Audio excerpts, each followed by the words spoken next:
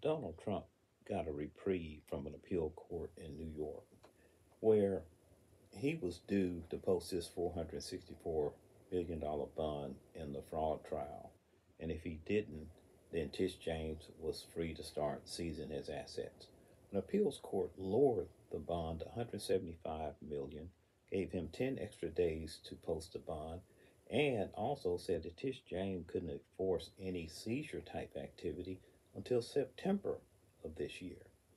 And the more I thought about this, the more I said, it seems like there's a concerted effort by our legal system to prevent or delay any black prosecutor from taking down Trump before the election.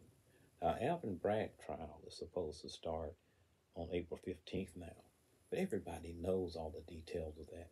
You remember, Trump slept with a porn star in 2006 when his wife was at home with their 4-month-old son.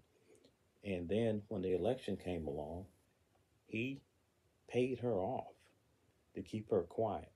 And that's how he ended up on trial for election interference and, you know, breaking the rules on that, trying to keep that from dragging him down during the campaign.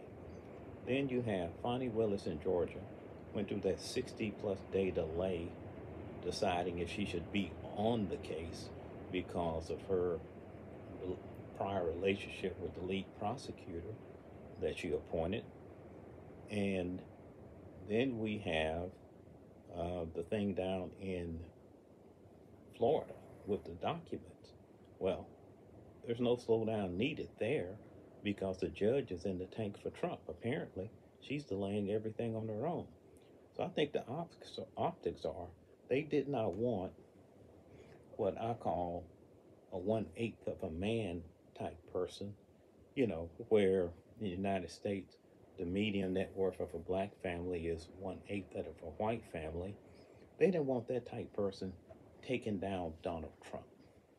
And one reason is Donald Trump wants to describe people with the lineage of Alvin Bragg, Tish James, and Fonnie Willis as people whose ancestors, and me, came from shithole countries. So they didn't want somebody with that lineage taking Donald Trump down before the election.